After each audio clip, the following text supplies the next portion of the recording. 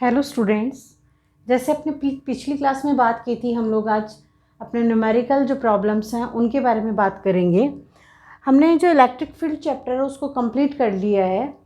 तो सबसे पहले जब न्यूमेरिकल क्वेश्चन सॉल्व करते हैं तो उसमें एक बात आपको हमेशा ध्यान में रखनी होती है कि पहले तो हम जैसे जैसे क्वेश्चंस को पढ़ते हैं, पहला रीडिंग का ऑप्शन आता है कि भाई इस क्वेश्चन को हमने क्या है पढ़ा। तो उसमें जैसे जो जो चीज़ें दी हुई होती हैं, जैसे इसमें अगर अपन से कोई क्वेश्चंस पूछेगा कि जिसमें क्या दिए हुए हैं, दो अलग अलग क्या चार्ज दिए हुए हैं, तो जैसे Q1 और Q2 या प्लस Q माइनस Q जो चार्ज दिए हुए, जैसे जैसे उन चीज़ों की बात करा वैसे वैसे वो मान हम लोग क्या है पुट करते जाते हैं। सेकंड थिंग, हमेशा न्यूमेरिकल्स में जो ज़रूरी होती है, बहुत ज़्यादा ज़रूरी होती है, वो होती है यूनिट्स की।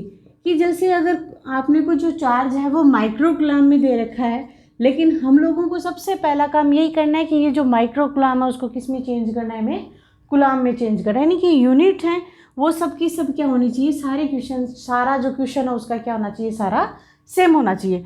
तो मैं आज आपसे बात करूंगी आरबीएससी की बुक में जो न्यूमेरिकल क्वेश्चंस हैं उनके बारे में बात करेंगे हम लोग। वो मैं आपको वन बाय वन सारे के सारे क्या यहाँ पे सॉल्व करूंगी, तो आप ध्यान से देखते रहिए इसको। तो देखो, इसका जो पहला क्वेश्चन है, जो न्यूमेरिकल क्वेश्चन है वो है, ध्यान से आप लोग सुनेंगे कि वायु में, यानी इसने जो माध्यम की बात की है, जो इसका मीडियम है वो किसकी बात कर दी, इसने वायु या किसकी बात कर देंगे, निर्वात की आ गई। एक वायु में एक दूसरे से 30 सेंटीमीटर दूरी पर रखे दो आवेशित गोलों पर इसने क्या कहा है कि दो आवेशित गोले हैं जो कितनी दूरी पे रखे हुए हैं, 30 सेंटीमीटर डिस्टेंस में क्या है रखे हुए हैं। आवेशित गोलों पर क्रमशः 2 × 10⁻⁻7 कूलम, यानी जो चार्ज है वो कितने दे रखे हैं, दोनों जो अपने पॉइंट्स है 2 × 10⁻⁻7 कूलम एंड 3 × 10⁻⁻7 कूलम दे रखा है। तो उनके मध्य हमें क्या निकालना है, बल निकालना है। तो बल की बात करने का मतलब ये जो अपन पहला काम क्या देखेंगे इसमें कि कौन कौन से हमें जो वैल्यूज़ है कौन कौन सी दी हुई है और हमें क्या है निकालना क्या है। निकालने पे हमने क्या लगा लिया, अपना क्वेश्चन मार्क लगा लिया। तो यहाँ हमें क्या पता चलता है, एक क्या दे रखा है इसने Q1 चार्ज जो कितना ले लेंगे 2 × 10⁻⁻7 coulomb, and next charge is Q2 = 3 × 10⁻⁻7 and distance दे रखी है इसने 30 सेंटीमीटर। जैसे इसकी यूनिट है हमें चेंज करनी पड़ेगी, MKS यूनिट में करनी पड़ेगी। तो 30 सेंटीमीटर को अगर अपन मीटर में कन्वर्ट करेंगे तो क्या लिख देंगे, 30 × 10⁻⁻2 मीटर। यूनिट सारी सेम हो गई। अब बात आती है किसकी, फोर्स की। तो ये जो फोर्स है वो कौन सा है, अपना विद्युत बल आ गया। और जिसकी बात हमने इसमें किसमें की थी, कूलम के नियम से हमने क्या निकाला था। कूलम का नियम क्या कहता है कि ये जो लगने वाला, इन दो आवेशों के मध्य लगने वाला जो फोर्स है वो इन जो चार्ज हैं उनके मल्टीप्लिकेशन के तो समानुपाती, और जो ये बीच की डिस्टेंस है उसकी स्क्वायर की क्या रहती है, व्युत्क्रमानुपाती। यानी कि F = क्या लिखते हैं अपन, K Q1 Q2 upon R²। K यहाँ पे क्या है, कांस्टेंट है जिसकी वैल्यू हमें पता है 9 × 10⁹ होती है। तो सारी की सारी वैल्यूज़ हम लिख दो। इसको अपन और छोटा कर सकते हैं, जैसे इसको लिखना चाहिए तो क्या जाएगा 0.30 मीटर। सारी वैल्यूज़ क्या कर देंगे हम लोग, पुट कर देंगे। K की वैल्यू लिखेंगे 9 × 10⁹ इंटू Q1 चार्ज अपना क्या 2 × 10⁻⁻7 एंड 3 × 10⁻⁻7 और अपॉन क्या आ जाएगा 0.30 का स्क्वायर। इसको अपन शॉर्ट आउट कर लेंगे। जैसे इसको सीधा करना चाहते हैं तो 9 × 3 × 6 × 10⁻⁹, और ये माइनस माइनस प्लस हो जाएंगे तो ये तो हो जाएंगे माइनस का 14, इधर प्लस का 9 है तो अपने पास कितने बचेंगे 10⁻⁻5, और नीचे अपना क्या रह जाएगा 0.09 आ जाएगा इसका स्क्वायर। इसको हम लोग पॉइंट को ऊपर लेके जाएंगे तो ये क्या आ गया अपना 100, 9 से 9 कट हो गया, तो अपने पास जो आंसर आया 6 × 10⁻³ देखो हमने सारा क्वेश्चन सॉर्ट आउट कर दिया, यहाँ तक लिख दिया, लेकिन ये अभी तक भी कंप्लीट नहीं है। क्यों नहीं है? क्योंकि हमें ये जो f है उसकी क्या लिखनी है, यहाँ पे यूनिट लिखनी है। Now this question is complete. Okay, इसके साथ में ये अपना जो नेक्स्ट क्वेश्चन है उसकी बात करते हैं।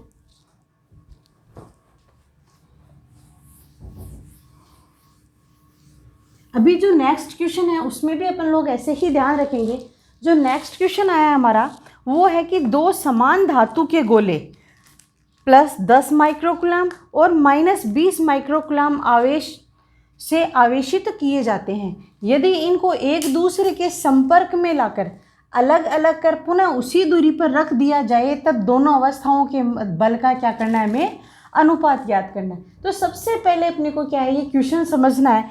क्वेश्चन क्या कहता है कि कोई गोले हैं जो धातु के हैं जिनके आवेश हैं, इनकी चार्ज हैं, वो कितने हैं, Q1 = है अपना प्लस का 10 माइक्रोकूलम और दूसरा जो चार्ज इसने दे रखा है माइनस का 20 माइक्रोकूलम। तो सबसे पहले अपन ने बात क्या की थी, जो चार्ज है उनको जैसे ये माइक्रोकूलम में तो इसको चेंज किया तो क्या आ जाएगा 10 × 10⁻⁻6 कूलम, और ये क्या हो जाएगा अपना -20 × 10⁻⁻6 कूलम। अगर यहाँ तक हमें क्या कह रहा है कि ये जो तो चार्ज हैं उनको पहले जो फोर्स आता है, इनका फोर्स अपन किससे निकालेंगे, अपने कूलम के नियम से। इनकी F = क्या जाएगा K Q1 Q2 अपॉन क्या लिख देंगे R²। अब वापस से हम क्वेश्चन पे चलते हैं। तो ये कह रहा है कि आवेशित किए गए यदि इनको एक दूसरे के संपर्क में लाकर अलग अलग कर पुनः उसी दूरी पर रख दिया जाए तब दोनों अवस्थाओं के मध्य क्या निकालना है, हमें बल निकालना है। कि फर्स्ट जो फोर्स आ गया F1 = ये आ गया, और ये कह रहा है कि सेकंड फोर्स की बात कर रहा है। क्या कह रहा है कि इन जो दोनों चार्ज हैं ये Q हैं, इन दोनों को क्या ले आए, पहले दूर दूर थे, अब इनको क्या ला दिया, हमने पास ला दिया। तो जैसे ही ये पास आएंगे तो इनमें जो चार्ज होगा वो इक्वली डिस्ट्रीब्यूट हो जाएगा, यानी हमें जो टोटल इसका जो चार्ज आएगा वो क्या मिलेगा Q1 + Q2/2, यानी कि हर जो गोला है उस पर यही चार्ज रहेगा। तो यहाँ से इस Q का मान निकालेंगे तो ये क्या आ जाएगा 10 × 10⁻⁻6 और माइनस का 20 10⁻⁻6 अपॉन क्या आ गया 2, यानी जो आंसर आएगा -10 × 10⁻⁻6 अपॉन 2, या इसको क्या लिख सकते हैं हम -5 × 10⁻⁻6 कूलम आ गया। तो इससे जो सेकंड फोर्स हमें मालूम होगा कि ये जो चार्ज लेके कि फिर इनको क्या कर दिया, ये चार्ज आ गया कि जैसे इसको पास मिला, फिर हम इनको क्या कर देंगे उसी डिस्टेंस पे, यानी कि इसी r डिस्टेंस के ऊपर क्या कर देंगे, इनको वापस रख देंगे। तो हमें क्या निकालना पड़ेगा, वहाँ का फोर्स निकालना पड़ेगा। तो ये क्या जाएगा K, अगर दोनों में इक्वली आ गए Q Q आवेश तो ये K Q Q अपॉन क्या जाएगा R², और फिर हमें क्या निकालना पड़ेगा यहाँ पे F1/F2। तो सबसे पहले कोई भी क्वेश्चन सॉल्व करो हमें ये पता होना चाहिए कि हमें दिया हुआ क्या है और हमें निकालना क्या है। तो सबसे पहले यहाँ से F1 का हम मान निकालेंगे तो ये आ जाएगा K का K रख देते हैं, क्योंकि यहाँ पे हमें क्या निकालना है, रेशियो निकालना है। Q1 क्या आ जाएगा हमारा 10 × 10⁻⁻6 इंटू क्या जाएगा -20 × 10⁻⁻6 अपॉन क्या गया R²। और ये इक्वेशन नंबर क्या दे दी हमने इसको 1। और यहाँ ही देखो K Q Q, तो K का वैल्यू ऐसे कैसी इंटू Q वहाँ से लिख दिया -5 × 10⁻⁻6 इंटू -5 इंटू क्या लिख देंगे 10⁻⁻6 अपॉन क्या जाएगा R² आ जाएगा। यहाँ से फिर क्या निकालेंगे, इन दोनों की अपन रेशियो निकालेंगे। तो क्या जाएगा F1 का जो रेशियो आएगा, F1 का मान हम लोग क्या लिख लेंगे, हम यहाँ क्या लिख देंगे इक्वेशन 1 क्या करना है अपने को 2 करना है। तो K इस F1 की वैल्यूज़ रखेंगे 10 × 10⁻, शॉर्ट आउट करते करते लिख लो चाहिए 10 टू पावर माइनस का 6, 10 into 10 to power minus 6 into -20 into 10 to power -6 upon क्या जाएगा इसका r²। फिर F2 की जो वैल्यूज़ रखेंगे अपन, क्या रखेंगे, F2 की वैल्यूज़ ही आ गई, k इंटू माइनस का 5 इंटू 10 टू पावर -6 इंटू क्या जाएगा माइनस का 5 इंटू 10 टू पावर -6, और ये जो r² है वो क्या चला जाएगा, ऊपर चला जाएगा। तो यहाँ से क्या अपन शॉर्ट r² से क्या गया r² कट, k से क्या हो गया k cut, 10 to power -6 10 to power -6, यहाँ से ये सारी वैल्यूज़ क्या हो जाएंगी, कट हो जाएंगी।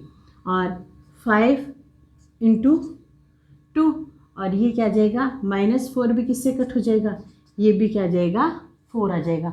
तो इनका अगर परिणामी रूप में अगर अपन मान निकालना चाहेंगे F1 अपॉन F2 का, तो ये क्या जाएगा 8/1 आ जाएगा। इस तरीके से अपन ने जो सेकंड क्वेश्चन है उसको हल कर लिया है। अब अगले क्वेश्चन की बात करेंगे।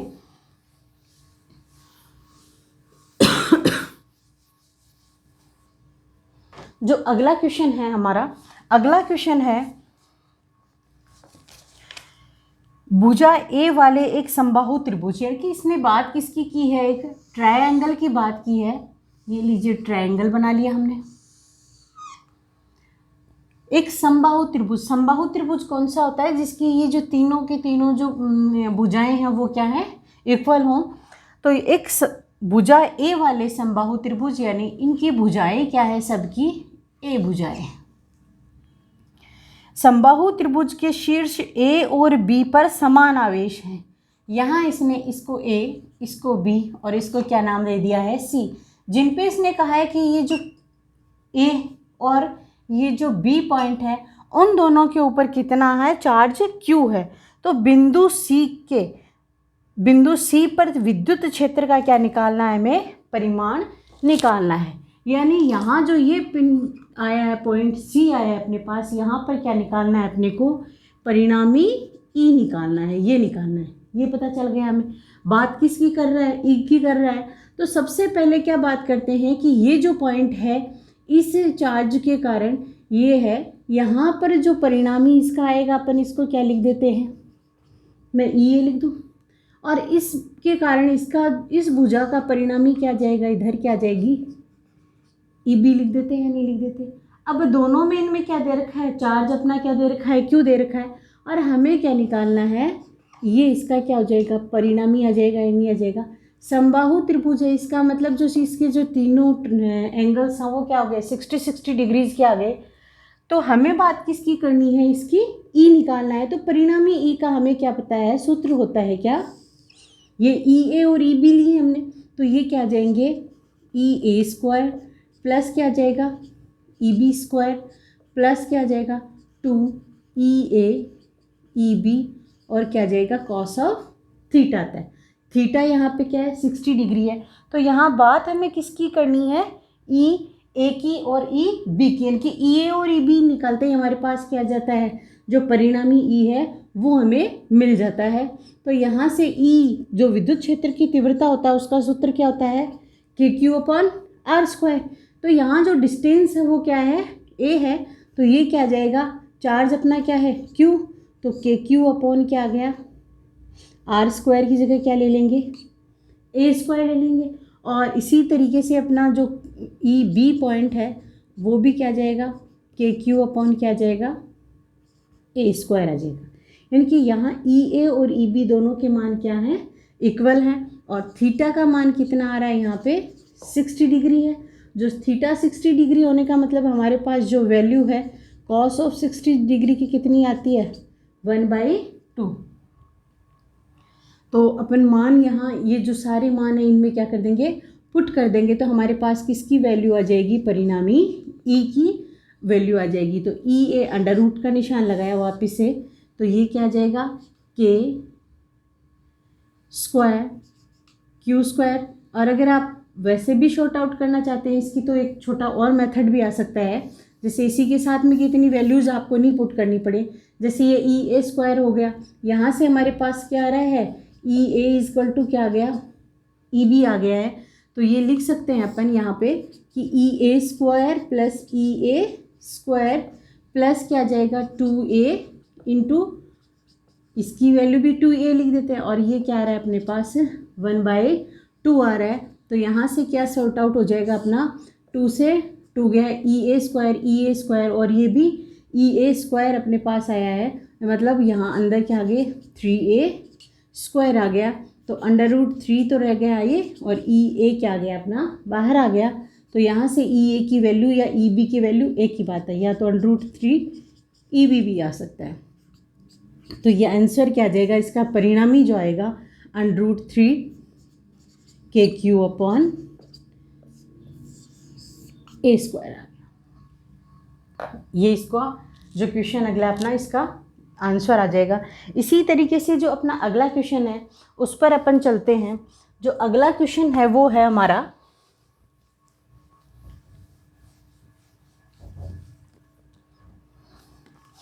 अगला क्वेश्चन है कि विद्युत आवेश Q को दो भागों Q1 व Q2 में विभक्त करके, यानी कि कोई चार्ज क्या है Q है जिसको दो पार्ट्स में क्या कर दिया, डिवाइड कर दिया, यानी कि जो टोटल है वो तो Q के इक्वल ही आएगा, यानी कि Q1 प्लस क्या आ गया यहाँ पर Q2 आ गया है, में विभक्त करके परस्पर कितनी दूरी पे रखा जाता है, r दूरी पर रखा जाता है। यानी ये जो है चार्ज दोनों Q1 और Q2 को कितनी दूरी पे रख दिया हमने, r दूरी पे रख दिया।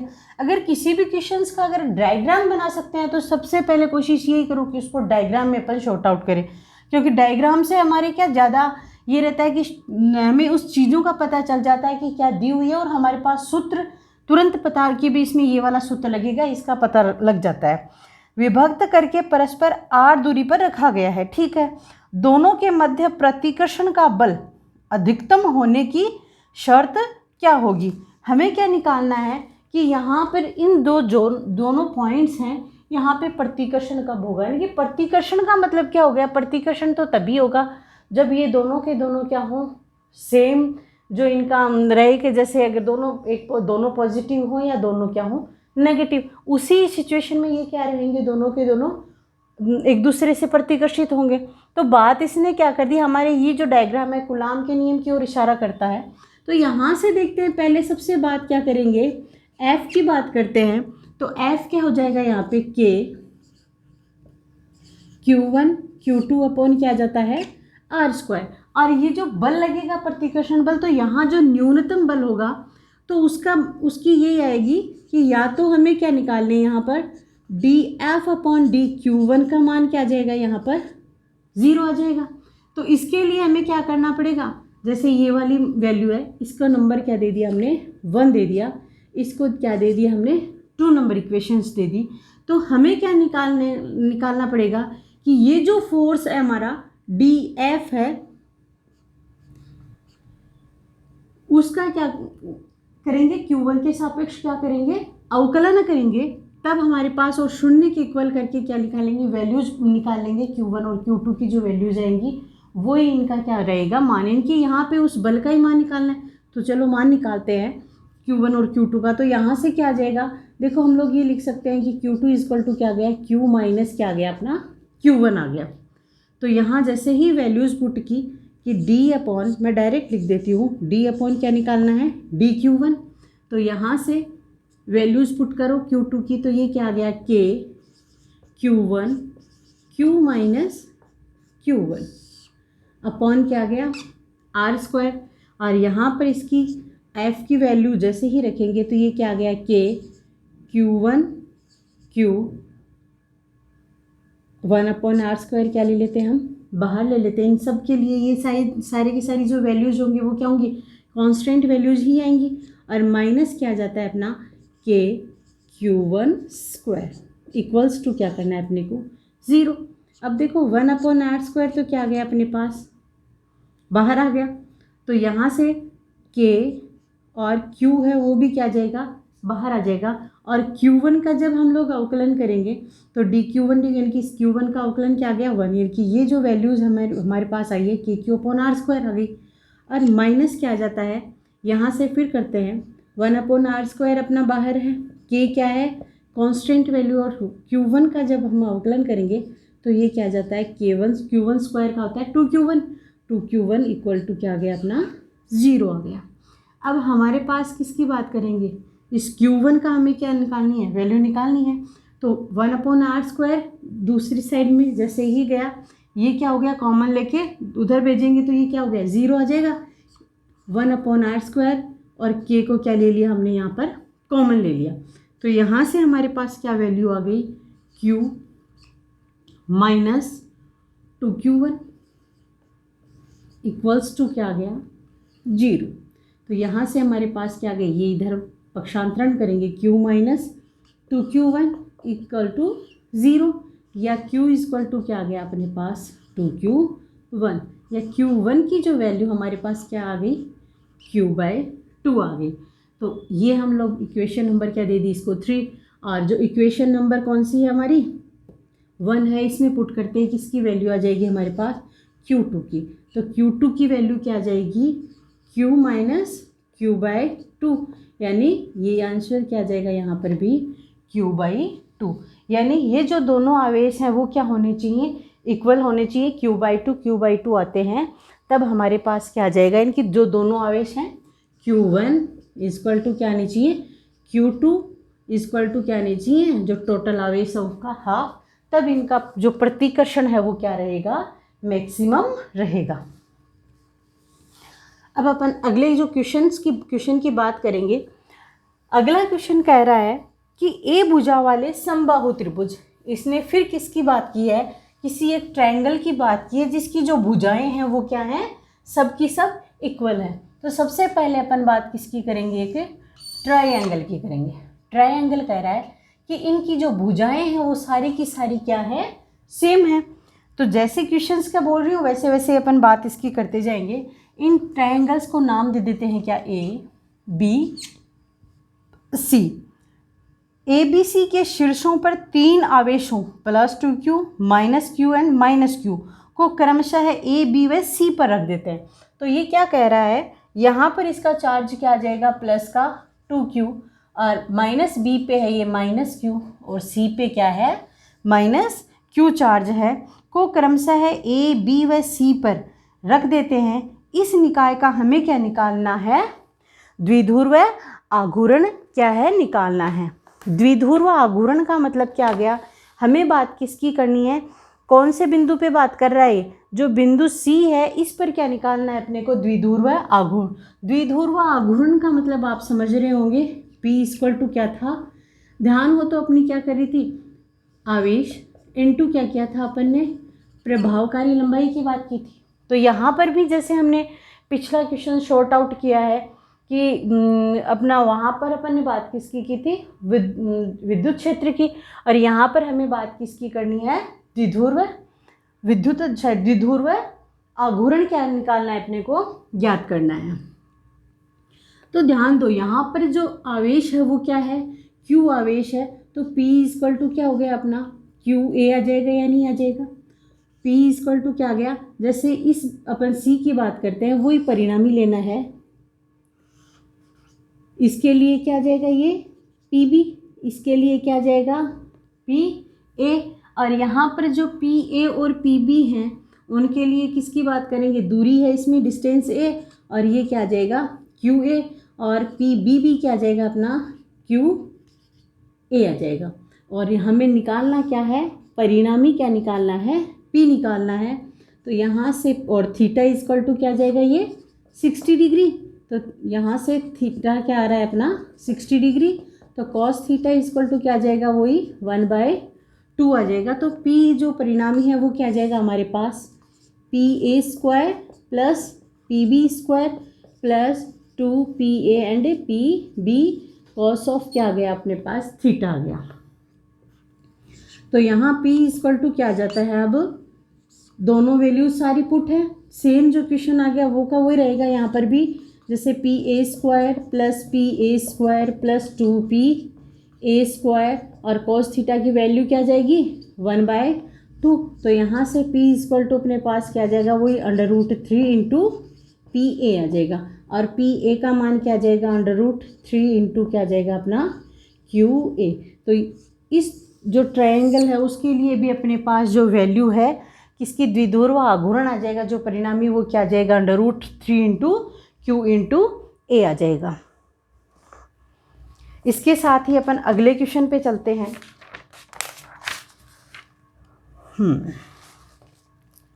जो अगला क्वेश्चन है अपना वो कहता है कि कोई 4 इंटू 10⁻³ कूलम मीटर, ये क्या चीज़ आ रही है कि 4 इंटू 10⁻⁹ कूलम मीटर द्विध्रुव आघूर्ण, मतलब ये किसकी बात कर रहा है, यहाँ पर P की बात कर रहा है। 4 इंटू 10⁻⁹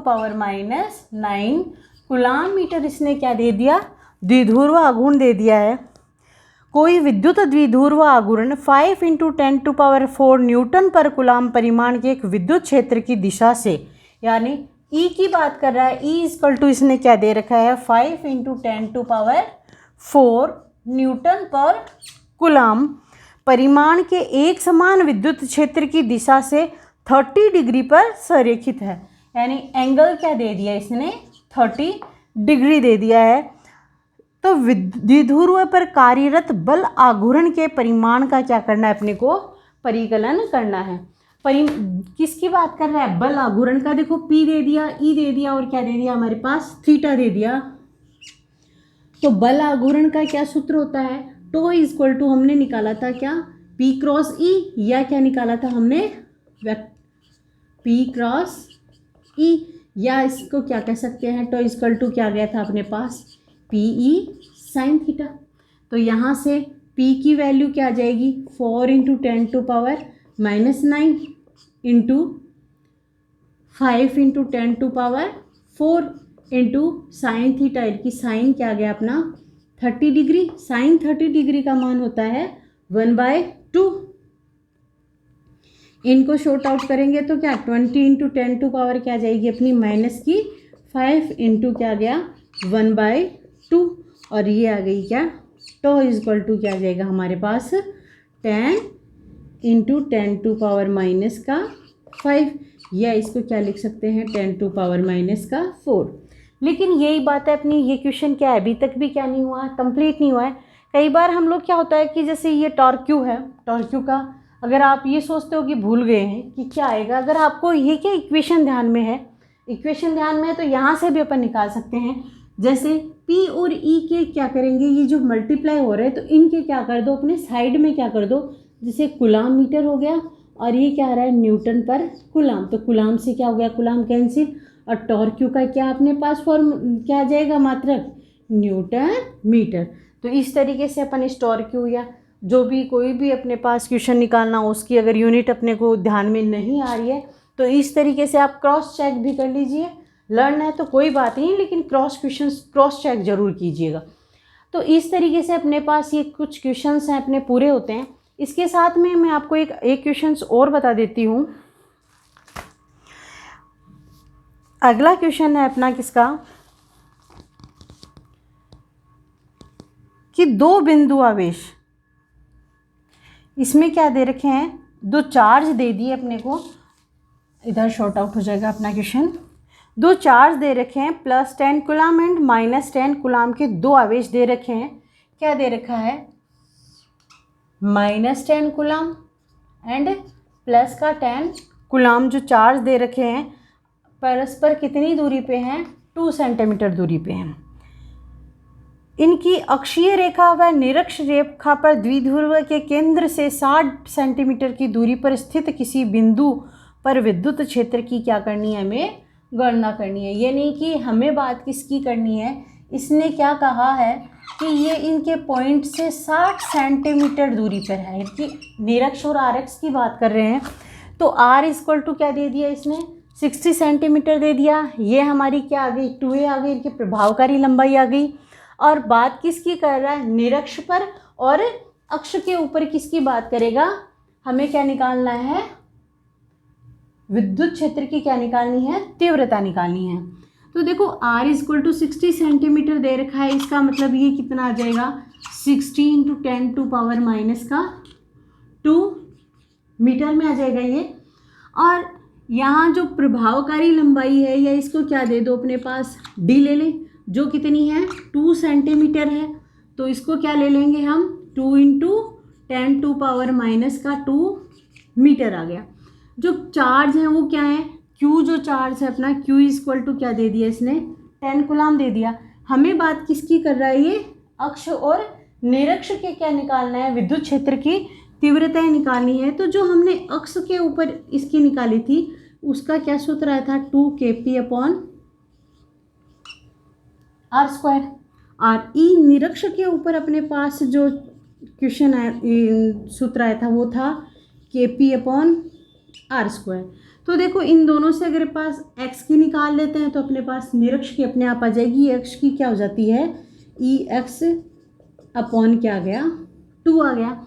तो हम क्या करेंगे, इनको इक्वेशंस को नंबर दे देते हैं। इक्वेशन नंबर 1 दे दिया, इसको क्या दे दिया, इक्वेशन नंबर 2 दे दिया। और जो वैल्यूज़ हैं उनको क्या कर दिया हमने, पुट करेंगे तो हमारे पास क्या आ जाएगा, आंसर आ जाएगा। तो सबसे पहले अपन बात किसकी करेंगे, लेकिन यहाँ पर हमारे पास बात किसकी आ रही है, पी की आ रही है। पी की नहीं पता तो पी का हमें क्या है, सूत्र पता है, क्या होता है, क्यू इंटू जो प्रभावकारी लंबाई है डी। तो क्यू क्या आ गया यहाँ पे 10 कूलम, और जो डी है वो क्या आ गया हमारे पास 2 इंटू 10⁻⁻² मीटर आ गया। ये हमारा क्या आ गया, पी आ गया। तो यहाँ से जो ई अक्स है उसके अंदर जो वैल्यूज़ पुट करेंगे वो क्या जाएगी 2, जो के है वो क्या आता है 9 इंटू 10⁹ इंटू क्या आ जाएगा 2 इंटू 10 और 10 - 2 क्या लिख दें इसको 10⁻⁻1 अपॉन क्या गया r²। r² कितना आ रहा है,